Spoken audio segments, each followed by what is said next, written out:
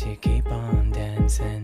Now I found a reason to keep on dancing, dancing, dancing, dancing, dancing. Et nous sommes toujours au compte à rendre et nous sommes en deuxième partie en ce dimanche matin, 102.3 FM. Et c'est Marc-André Lavoie. Je laisse donc le micro à la chronique du conseil avec Jennifer Barker. Merci Marc-André. Bonjour tout le monde. On a une chronique spéciale aujourd'hui. La Saint-Valentin arrive. On a quelques petits sujets intéressants. On va parler avec Nadine Samuel et la chronique du VIP. Elle a comme invité Nico qui a l'événement Cabaret érotique qui va se passer au Playhouse ce mardi, le 14 février. Et puis, on parle aussi avec Jessica Lauzon de l'art-thérapie. Je vous laisse tout de suite avec Nadine et puis Nico. Merci. Bonjour. Alors, oui, j'ai invité Nico Rivard à venir parler des 5 ans de Péristyle Nomade, son collectif. Est-ce que tu peux un peu nous raconter la mission de l'organisme? Oui, ben en fait, le Péristyle Nomade, ça a été créé en 2006. Ben, en fait, ça a été créé en 2000 par Catherine Lalonde, mais ça a été ramifié et on lui a donné un autre mandat en l'an 2000, en l'an 2006, pour justement lui propager une vocation un petit peu plus de médiation culturelle / découverte des nouvelles plateformes alternatives en milieu urbain. Donc, par nouvelles plateformes alternatives, on entend surtout les nouvelles pratiques artistiques comme la performance, les pratiques furtives, justement, toutes les pratiques issues de la médiation culturelle. Donc, on fait ça depuis 2006 et aussi, par des legs d'œuvres d'art urbain, particulièrement avec l'événement L'écho d'un fleuve qui se passe depuis 2007 dernier aussi. Donc, cette année, c'est notre 5 ans. On veut célébrer ça en grand. On a une grosse programmation à vous offrir. Et puis, on espère que vous allez être là en masse, qu'il va y avoir 100 000 personnes à la porte. Et puis, vous allez tous vouloir rentrer. On va s'arranger avec le Darman. Il n'y a pas de problème. C'est ça. Là. Il y a une soirée bénéfice, 14... c'est le 14? C'est le 14 février. Oui, c'est 14 pour la Saint-Valentin. Ben écoutez, pour l'occasion, on s'est dit, bon, tu sais, on essaie tout le temps de creuser dans l'art actuel, les nouvelles pratiques artistiques, tout ça. On s'est dit, c'est pour nos 5 ans, on va être kitsch, on va être quétaine, on va l'assumer. Donc, pour nos 5 ans, fêter nos 5 ans. Donc, on vous invite tous à nous aimer le jour de la Saint-Valentin, le 14 février. Ça va être une soirée qui va avoir justement, qui va être ponctuée des interventions du VIP, je sais pas comment vous le... Oui, c'est le virus d'improvisation picturale. On va faire une mini performance, 2 duos avec Mélissa Lamontagne, Diana Polizeno, puis il y a un peintre encore qui n'est pas défini, là, avec Roch Larue comme encanteur. Qui va animer, qui va animer, et l'encanteur va être François Gour, notre magnifique et national François Gour, que nous adorons tous. Et dès 20h, il va y avoir de la performance de l'homme robot érotique. Vous allez voir, c'est assez impressionnant à voir. Et Whitney Lafleur qui va faire un duo avec Alain Desrochers, Chloé Poirier-Sauvé qui va faire une performance déambulatoire, Disco Salope qui va nous saloper tout l'événement, mais d'un bon grain de sel, Miss Catou qui fait du pole fitness, qui est comme l'espèce d'acrobatie autour d'un pôle de danseuses nues. C'est super bon, c'est une des très bonnes pole fitnesseuses au Québec. Et dès 21h en musique s'ensuit DJ Mess Figaro de Montmartre, qui est un nouveau band que j'ai découvert. Je travaille aussi pour l'ATSA, et puis c'est un nouveau band que j'ai découvert dans le cadre de l'ATSA qui est en fait assez particulier. Eux, ils font des tournées internationales, mais en s'installant 1 an à chaque place. Okay. Et puis, ils sont 2, c'est ça? Ils sont 2, puis ils font de l'espèce de cabaret électro vintage assez fantastique. Le gars, il a une espèce de piano qui bouge avec une thérémine. En tout cas, c'est assez intéressant à voir. Puis la fille qui chante comme une déesse, c'est assez intéressant. Et notre figure nationale 2011, Bernard Adamus, que je n'ai pas pas besoin de présenter, je crois. Si vous le connaissez pas, tapez Bernard Adamus sur Google, vous allez le connaître automatiquement. Donc c'est ça va se passer au cabaret Playhouse le 14 février à 17h. Étant donné que c'est un show bénéfice, on fait ça à 15$, mais c'est pas tellement cher pour un show bénéfice, surtout avec Bernard Adamus, on s'entend, et la quantité d'artistes qu'il va avoir là-bas. Je pense que ça vaut la peine de venir vous trémousser de 5h jusqu'à 3h du matin. Vous en avez pour votre argent garanti. Au cœur du Myland. Au cœur du Myland. Puis je voulais... C'est ça, il y a des extraits de Figaro de Montmartre aussi sur votre événement Facebook, s'il y en a qui veulent découvrir. Oui, exactement. J'ai écouté ça cet après-midi. Assez osé, d'ailleurs. Oui. Et est-ce que... C'est qui l'équipe un peu de Péristyle Nomade? Est-ce que tu veux nommer tes collaborateurs? Écoute, en fait, au moment où est-ce que le Péristyle Nomade a décidé de changer de direction, de mandat, moi et Catherine, on s'est rencontrés au sein de la coopérative Touski, qui est une coop de travail aussi, qui est un restaurant, un café de quartier fort sympathique situé au métro Frontenac sur la rue Ontario. Et puis, on a décidé justement d'enregistrer auprès du NEC, numéro d'entreprise du Québec, le Péristyle Nomade pour y donner une autre vocation, soit celle qui est présentement. D'ailleurs, j'ai pas dit le site web, mais je vous incite fortement à aller visiter notre site web au www.peristylenomade.org. Je vous épelle Péristyle quand même, parce que c'est quand même un mot hors de l'ordinaire. Péristyle, P-E-R-I-S-T-Y-L-E, donc nomade en un mot. Et puis, au sein du comité artistique du Péristyle Nomade, on retrouve aussi 3 autres personnes qui sont dans des domaines différents. Donc, on est 5 artistes qui recouvront plusieurs pratiques artistiques différentes, qui ne sont pas nécessairement des pratiques artistiques nouvelles, comme le conte, la danse contemporaine, la poésie, l'art visuel, la performance et le théâtre. Ouais, il y a Danny Gaudreau. Nicolas Rochette, qui est directeur général des regroupements des conteurs du Québec, et Élise Hardy, qui est aussi danseuse contemporaine. Donc, voilà pour une brève description du Péristyle. Okay. Puis il y a des appels de dossiers en cours pour l'Écho d'un fleuve? Pas nécessairement, non? Parce que l'Écho d'un fleuve, cette année, va être sous un autre objectif, va être vraiment axé sous un commissariat du comité artistique du Péristyle Nomade. Régulièrement, souvent, peut-être, si vous êtes artiste, vous avez peut-être vu passer des appels de projet du Péristyle Nomade. Cette année, il n'y en aura pas parce que la formule change d'année en année. Cette année, la formule qu'on a inventée, on a déjà nos artistes, on sait déjà où est-ce qu'on s'en va, ou pour pallier, on a déjà une liste contact où est-ce qu'on veut pallier. Donc, on a comme déjà une espèce de projet, une image globale un peu de ce que l'Écho d'un fleuve va ressembler.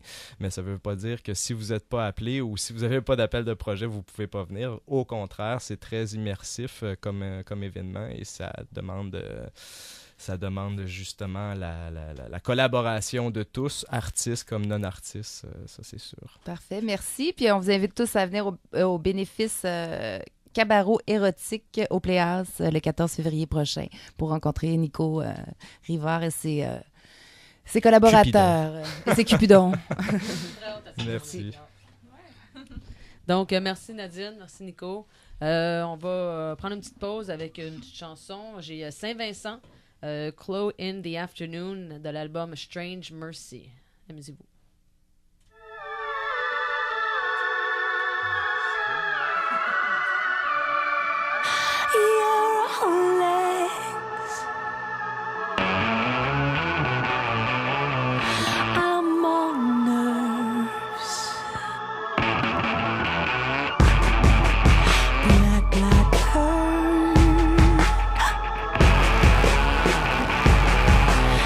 Horsehair wheel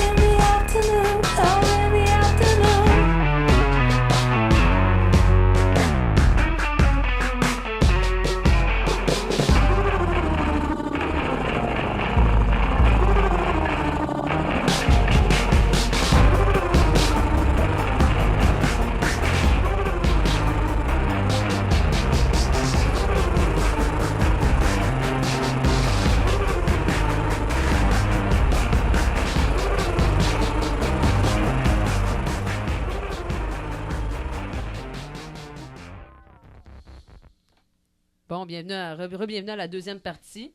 C'était Saint-Vincent, Chloe in the Afternoon, Strange Mercy. La deuxième partie, on va venir avec Jessica Lauzon. On va parler d'art-thérapie. Bonjour, Jess. Bonjour. Ça va bien? Oui, toi? Oui, super. Donc, pour t'introduire un peu, on était avec toi la semaine passée au Salon de l'amour et de la séduction. Donc, j'ai un petit clip d'entrevue avec toi et Claudia. Oui. Donc, un petit spécial avec Claudia Lefebvre et puis Jess pour l'introduction. Puis on va revenir dans quelques instants avec ça. Oui, bonjour. Claudia Lefebvre aux Chroniques du Conseil. Je suis avec Jessica Lauzon. Ça va bien? Oui, bonjour, ça va super bien. Donc, aujourd'hui, on est au Salon de l'amour et de la séduction. Madame Lauzon a exposé. Donc, parle-moi un peu de toi, de ce que tu fais et de tes projets. Oui, donc j'ai étudié, j'ai fait un bac en art à l'UQAM et puis je souhaite me diriger en art-thérapie. Je vais faire une maîtrise. Avant, je vais faire un certificat en psychologie.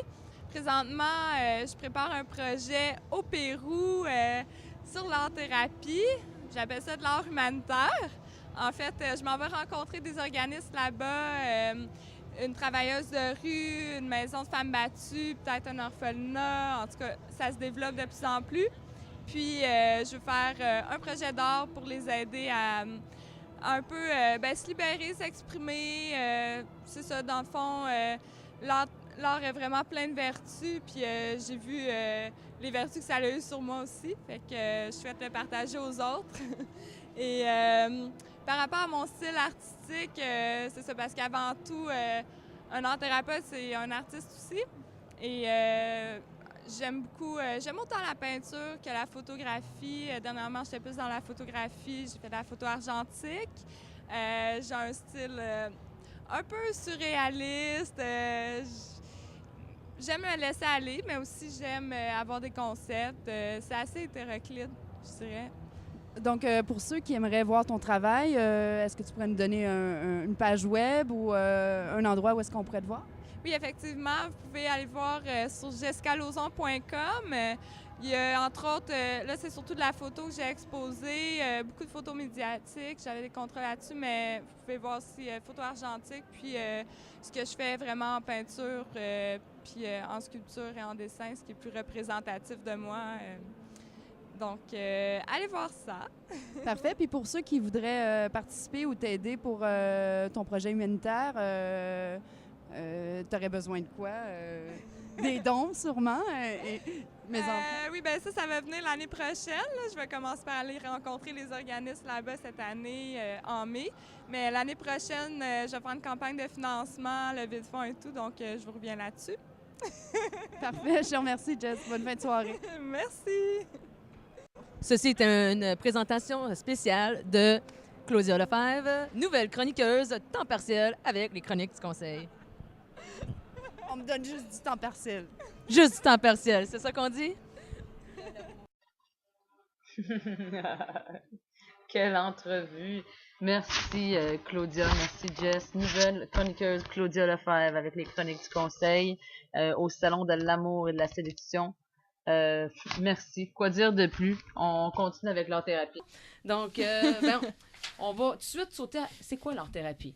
Donc, parle-nous-en un petit peu pourquoi on est ici aujourd'hui. Ben oui, en fait, l'art-thérapie, ça fait 25 ans que ça existe au Québec. Il y a une maîtrise qui se donne à Concordia. Et nouvellement, il y a une maîtrise à l'Université de Sherbrooke qui se donne... c'est plus les cours la fin de semaine pour se performer. Donc, l'art-thérapie, en fait, c'est de la thérapie par l'art, bien sûr. C'est comme un psychologue, mais qu'au lieu d'utiliser seulement le langage pour expliquer les problèmes et tout, on utilise l'art, le visuel. Et ce qui est le fun, c'est que l'art, ça va rechercher toute ton inconscience, que tu refoules, tes émotions que tu vis à l'intérieur et tout. Ça, on sait pas mal depuis toujours. On aime ça se défouler dans l'art.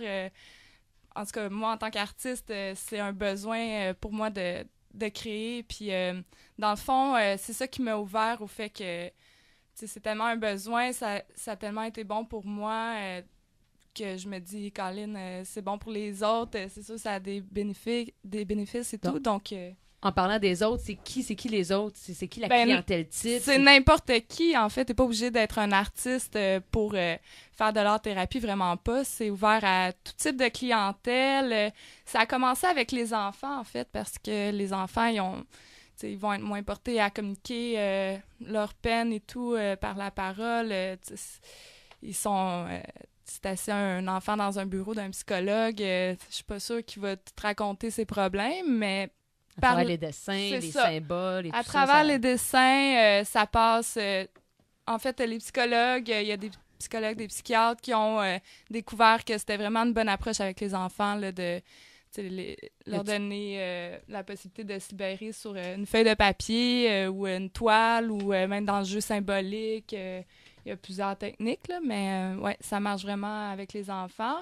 Mais là, c'est ça, ils ont poussé plus loin puis ils ont vu que c'est pas juste avec les enfants que ça marche. C'est vraiment n'importe quel type de clientèle.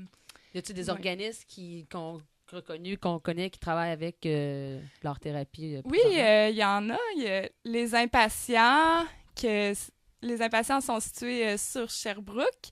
Et présentement, ils font une exposition. Si vous êtes intéressé à aller voir, c'est à l'espace L'Auto-Québec, au 500 rue Sherbrooke. Et les impatients, ils travaillent avec des personnes qui ont des déficiences et des personnes qui ont des dépressions, des problèmes psychiques, en fait, bipolarité et tout. Ouais. Donc, il y a un autre centre aussi sur Saint-Laurent. C'est-tu le centre parallèle? Oui, c'est ça. Il y a le centre parallèle aussi. Donc, oui, il y a plusieurs organismes. Puis, on trouve des art-thérapeutes aussi dans les hôpitaux, à Sainte-Justine, entre autres, dans les prisons. Ça se développe de plus en plus, là. C'est sûr que c'est tout nouveau, donc c'est en développement. Ça fait combien de temps que tu fais de l'art-thérapie?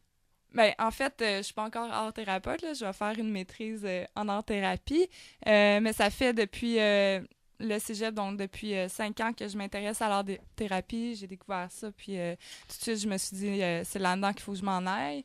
C'est fait pour moi. Puis c'est ça, j'ai fait un stage d'accompagnement d'un enfant malade par l'art. C'est au Fort Enfants-Famille, qui est une maison de répit pour les enfants malades. Puis, c'est ça, on a fait de l'accompagnement par l'art. J'ai vraiment aimé ça. Puis, maintenant, je travaille là. Donc, c'était vraiment une belle expérience. Sinon, c'est ça, je prépare un projet au Pérou, comme j'ai dit tantôt. Oui. On attend des dons. Tout le monde les dons. On va vous donner le site. Je vais revenir éventuellement là-dessus, là, mais non, c'est ça. Je prépare un projet d'art humanitaire au Pérou. On va vous en reparler après la prochaine tune. Bon, chanson, excusez-moi. Bon, c'est Jess qui nous a suggéré. C'est quoi? Explique-nous un peu pourquoi que tu voulais cette... c'est une chanson de Ratata. Donc, en fait, c'est une chanson qui est bonne pour se laisser aller là, dans les arts. Là. Je trouve que c'est... Donc, c'est Neck Brace de l'album LP4. Oui, Et nous sommes sur Radio Centre-Ville, 102.3 FM, les comptes à rendre. Merci, Jennifer. Un petit recap après la chanson, peut-être? Oui, absolument.